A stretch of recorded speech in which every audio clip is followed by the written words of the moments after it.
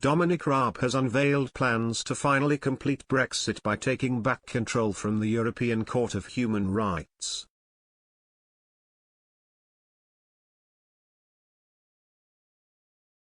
Deputy Prime Minister and Justice Secretary Dominic Raab introduced legislation to Parliament that would reinstate UK courts as the ultimate authority on legal cases in Britain.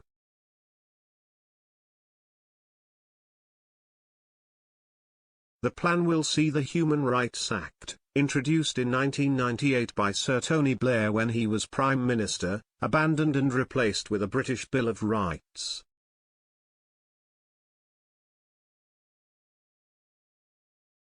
The act imposed by the last Labour government made it a legal requirement for Britain to follow rulings made by the European Court of Human Rights, ECHR, with the court allowed to overturn decisions made by the UK Supreme Court.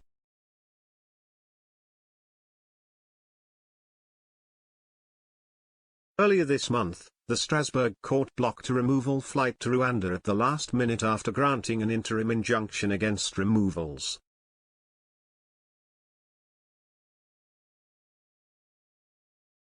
The decision left ministers furious, with fears the UK's plan to get illegal migration under control risked being derailed by the ECHR.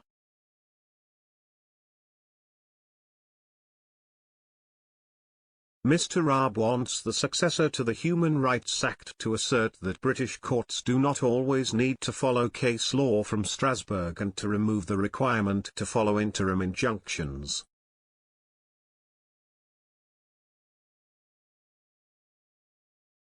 Criticising Labour MPs who accuse the government of looking to scrap human rights by replacing the act introduced by Sir Tony, Mr. Raab boasted of Britain's proud democratic history.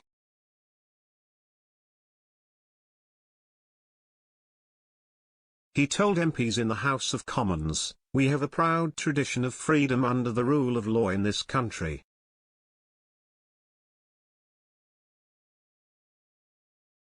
I would remind honourable members on all sides that it dates back centuries to Magna Carta, not just 1998.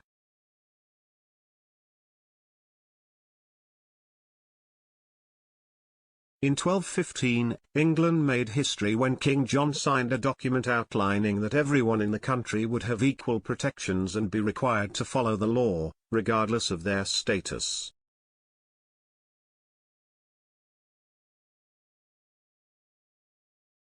Mr. Raab added the Bill of Rights will restore a healthy dose of common sense to the justice system.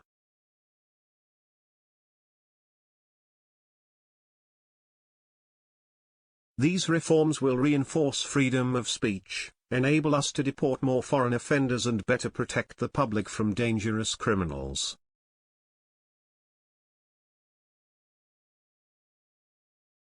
He said, "Our bills of rights will strengthen our proud tradition of freedom, it will demarcate a clearer separation of powers.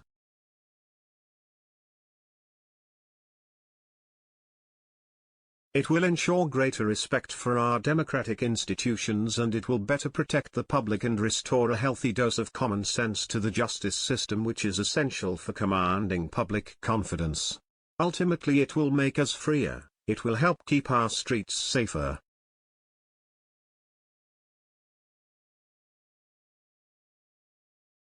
He continued, "We will strengthen the separation of powers in this country, affirming the supremacy of the Supreme Court, being explicit that the UK courts are under no obligation to follow the Strasbourg case law and indeed are free to diverge from it."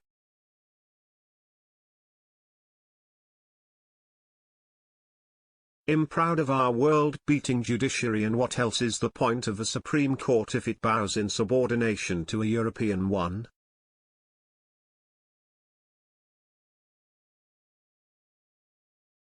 The ECHR is not connected to the European Union, but Brexiteers believe the pledge to take back control of our laws in the referendum 6 years ago is proof voters also want action on Strasbourg's influence.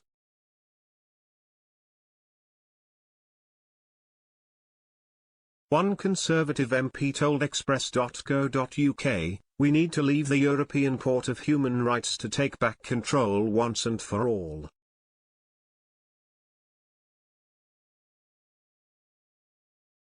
We've left the EU, but Brexit won't be complete until foreign courts no longer have a say over our rules.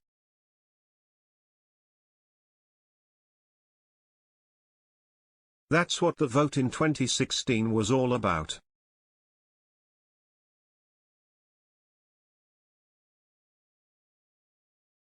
Conservative backbencher Desmond Swyon made the same point in Prime Minister's questions, saying, "Taking back control is to apply to the ECHR too, isn't it?"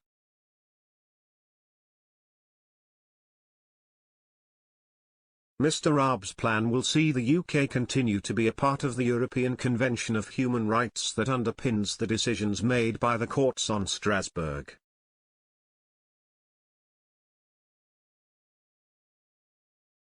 However, MPs would have the last word on the law of the land, restoring parliamentary sovereignty.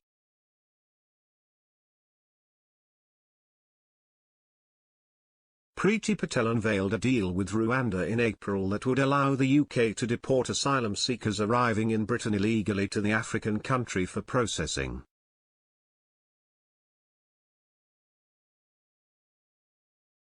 The Home Secretary believes the number of vulnerable people attempting to make the dangerous crossing of the English Channel in small boats will rapidly drop off if they know they will be immediately sent abroad.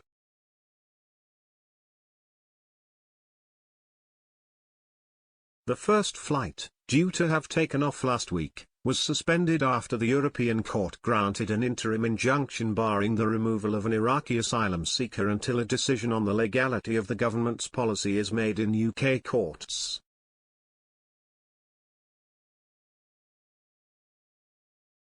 Strasbourg-based judges removed 2 others from the plane, while the Supreme Court then granted injunctions preventing the immediate removal of 3 more.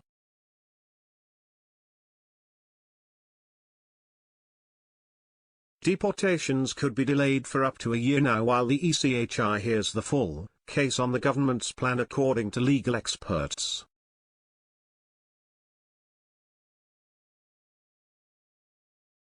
The Supreme Court had already upheld a ruling that the policy was legal.